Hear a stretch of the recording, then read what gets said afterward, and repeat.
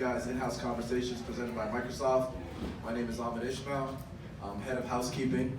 To all those trolls who are on social media who last week said this must be an April Fool's joke, the joke's on them for not registering. Because you guys are here and they're not. So give yourselves a round of applause for leaving it up.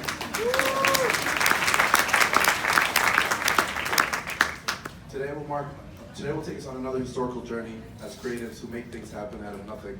We started the show, I just wanted to get some housekeeping out the way. What is House? House is a think center located inside of Artscape Daniels Launchpad.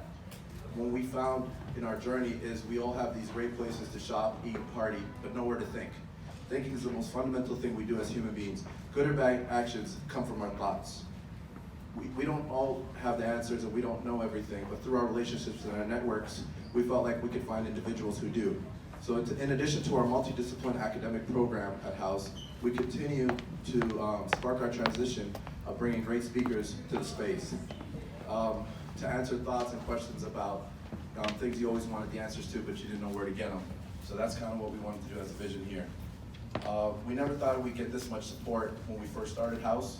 We kept our head down, we kept focusing and diligently worked to make sure we focused on every important detail to create something we could all be proud of. Along this journey, I would carry this thing with me, right? Everywhere we'd go, me and Lamar backstage, I would just carry this, show him the project, keep going. You know, his favorite places were like, meet me backstage or meet me in the parking lot. And we just kind of come up with ideas. Sometimes 3 in the morning, I'd bring it to the club so I could get a signature on something. And people thought I was a DJ, so it was cool. People you know what I mean? So it was really amazing when you get approached by a company that you actually use their product, right? Because they approached me and said, you know, we really believe in you guys and what you're doing and the unimaginable impact you're having on the next generation of creative entrepreneurs. So for that reason, Microsoft supported us and said, how can we help you amplify your voice? So I wanted to thank Microsoft for stepping up and doing that for us.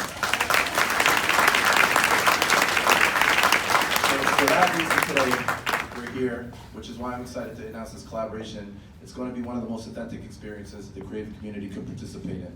With no cost to the audience due to the generosity of Microsoft, this is a one-in-a-lifetime opportunity for young creatives everywhere to leverage these workshops, panels, to open doors and launch and grow their own ventures. I want to thank the Microsoft team, Travis, Vice President of Consumer Devices at Microsoft, and his incredible team, Lori, Rebecca, who fought for this and made it all possible.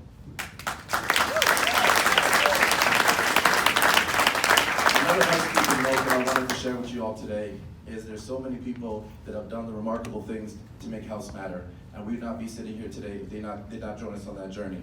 I wanted to thank our sister Eva, who has painstakingly sacrificed everything she could imagine to join our journey. She put countless hours in every attention to detail that you're seeing here today, and she did it with grace. And when Lamar approached her of coming to work for House, she said, let me take a 24-hour nap.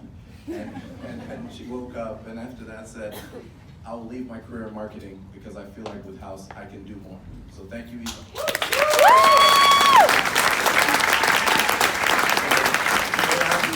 These powerful titans of industry, I can't leave the stage without celebrating our own. So today we celebrate you, Eva. Finally, for those who have met our students at House or been to some of our programming at House, we've seen some of the most remarkable talent and young minds in Canada has ever seen, and who are putting projects and products together in less than a day that some of the big giant companies in this room are sitting here can't do in a month.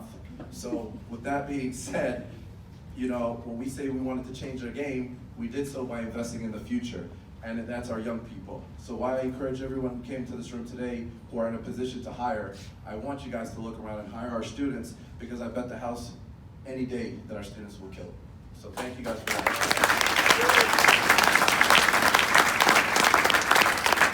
Hiring a big agency to tell you what millennials want, do something crazy. Hire a millennial and ask them yourselves. It doesn't make any sense, right? So lastly, we don't know what men want, we don't know what women want, but we learn by listening. That's what we do every day at House. We listen to our students, we listen to our faculty, we listen to our tenants, we listen to our advisors. And that's who leads us, and we're stronger because of it. So thank you guys for coming. I'm gonna bring my brother Joaquin on the stage to get the party started.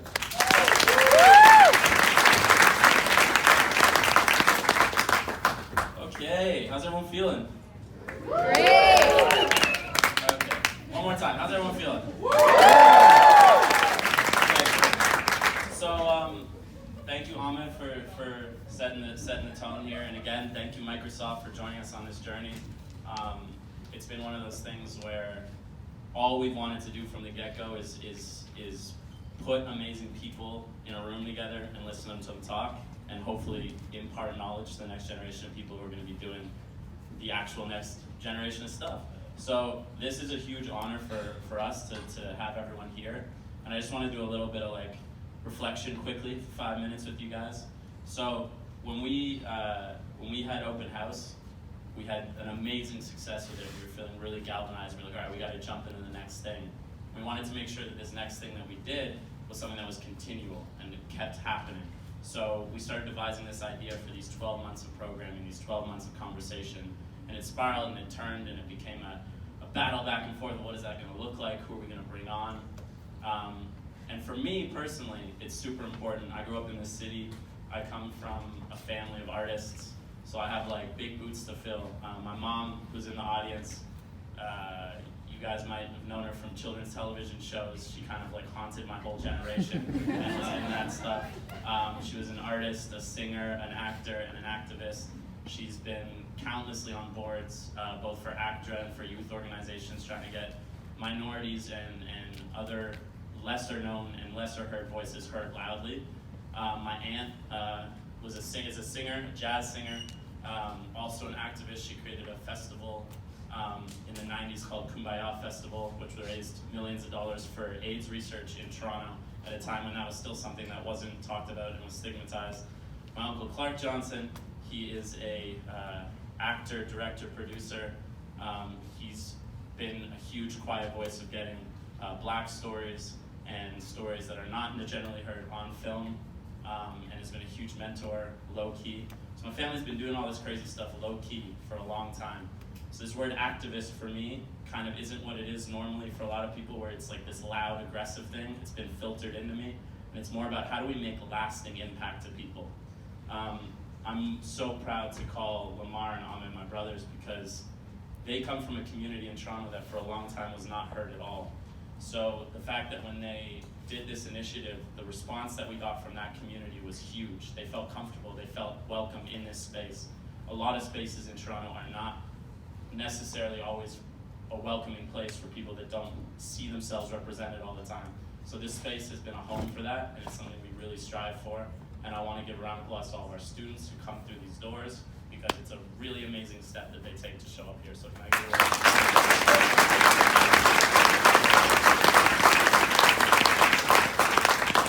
we at House have like a big proponent, and we're big believers in the idea. We don't care where that idea comes from. You know, we don't look at the traditional markers of we need to have metrics of this many people here, that many people there. What we really believe in is the strongest idea and the best people. So that's what we fill our place with, and that's what I'm hoping we're going to be able to fill your guys' minds with tonight, and I hope you guys leave inspired.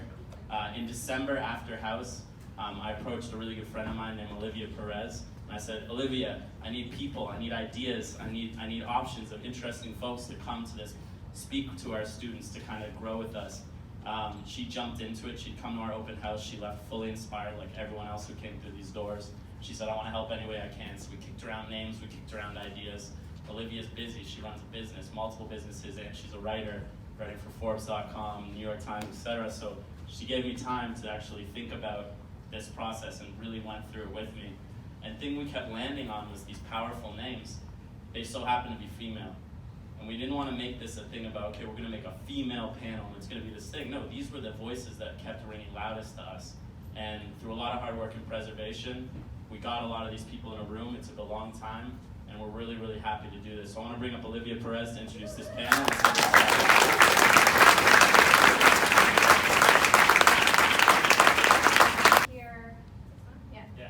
I came here in November for the opening and was absolutely blown away. I started my entrepreneurial journey when I was about 20 years old, and I've had my fair share of ups and downs, as I'm sure many of the women on this panel today have. So I'm really grateful to be here and be talking openly and transparently about what it means to be an entrepreneur in 2019. So I'd like to introduce everybody to come outside and come outside and introduce themselves.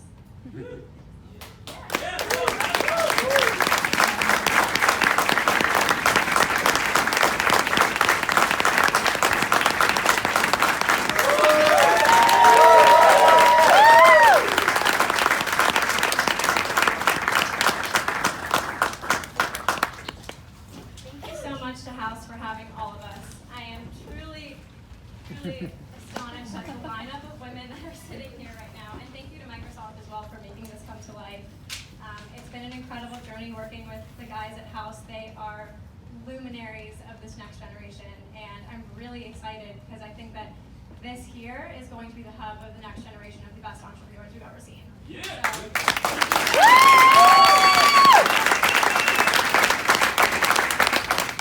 So I'd like everybody down the line to introduce yourselves one by one and kind of tell us about what makes up your entrepreneur today.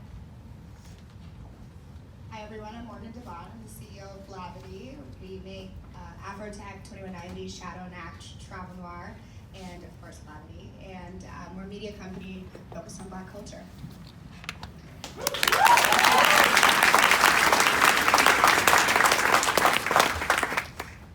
I'm Rubio. I'm the co-founder and chief brand officer of Away. My team's going to kill me for saying this, but we make luggage. But we're building a new kind of travel brand, but it's been really exciting to grow it. In less than 3 years, we sold over 1 million suitcases.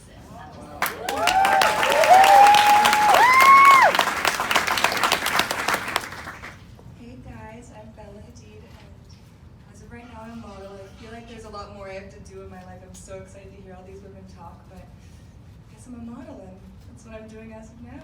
You're a supermodel.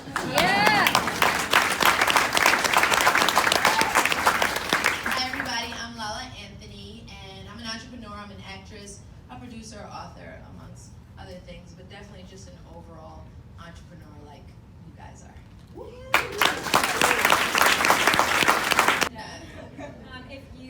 Even if it's like a person that you consider your worst adversary, like sit next to them, figure out what it is that you guys have in common.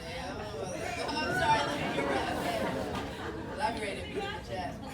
No, take your worst enemy. I do think, Okay. There's there's a special. I'm from Brooklyn, we handle things a little different. People tell me I'm too nice and they can get me anywhere. It's like the person you hate, just put them right next to you. I was like, I will kill her. What about in a work situation? No. Okay, not your worst adversary. Someone you might not like. Yeah. Your middle adversaries. Middle adversary. By the way, Olivia's right, because you can learn something from everyone. You can learn from your worst adversary as well. Thank you. And if you need me to beat somebody's ass, I I'm got putting you. on speed dial. Putting on speed dial.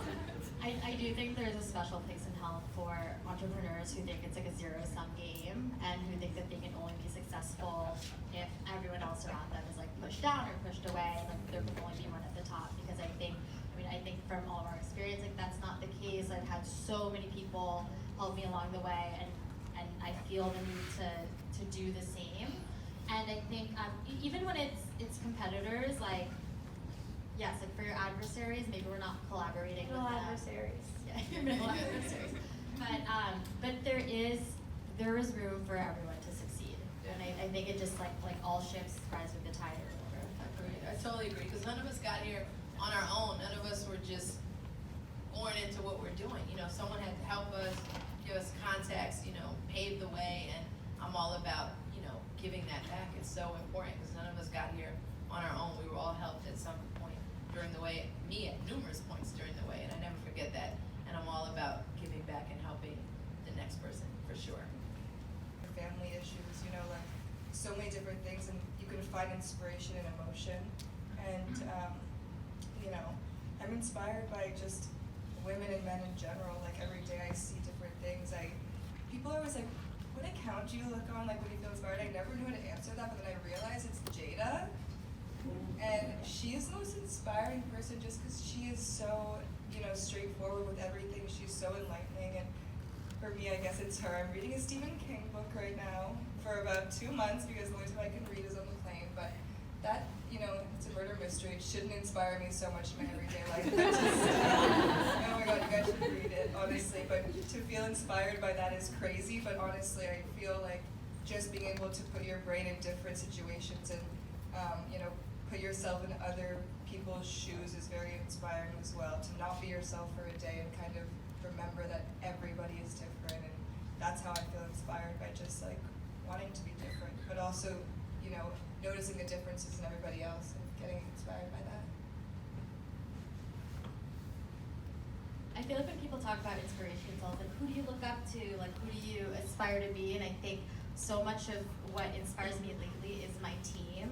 Like, you know, they don't get to be up here on stage with you guys, and I get to talk about the company and how cool it is and how fun everything is. But they're doing the work, and I think every day when I walk into my office, like, there's now like 300 people in the company, right? And I walk in and I'm like, these people quit their jobs and quit what they were doing to come work here because they believe in the vision and they believe in what we're doing and they're excited by this and they're the ones making it happen. So I think just a few years ago, I was in their shoes. I was the one who would quit my job to do this thing, and it's super humbling to remember that like that's why they're there, and that the company like wouldn't be anything without them. So I've been trying to actively just like carve out more time for them and spend more time with them. I think it's coming off as a little creepy. I'm in the kitchen like, hey. I'm like, why is she talking to me? But yeah, my team's amazing. Definitely want to echo that. I think, like, even today, especially not being there all the time, like, I'll look on our Instagram, like, that was such a good graphic. Like, y'all built that, you know, and I go on our little Slack channel, I'm like, who made that graphic? You know, so I think, yeah, keeping that perspective and knowing that it's inspiring to see other people, you know, be on the same pathway, fighting the same fight as you know, I think that keeps me going when I don't want to go anymore. Yeah, for me, I'm inspired by my son. I obviously want to be the best mom, you know, that I can be, and just inspired by all of you guys and just people in the world in general. Like, I just realized, you know, people are going through a lot. Like, just living in this world is a lot. It's heavy sometimes, you know, there are days you just don't even want to get out of bed, and it's just inspiring that with everything going on, we still push forward and still try to, you know, just make a change in the world and be great people, and that's inspiring because that's not an easy thing to do. It's a lot easier just to lay in the bed and not care and not want to just keep going. So kudos to all of us for continuing to push the culture forward. It's important. So I'm shouting out all you guys here today.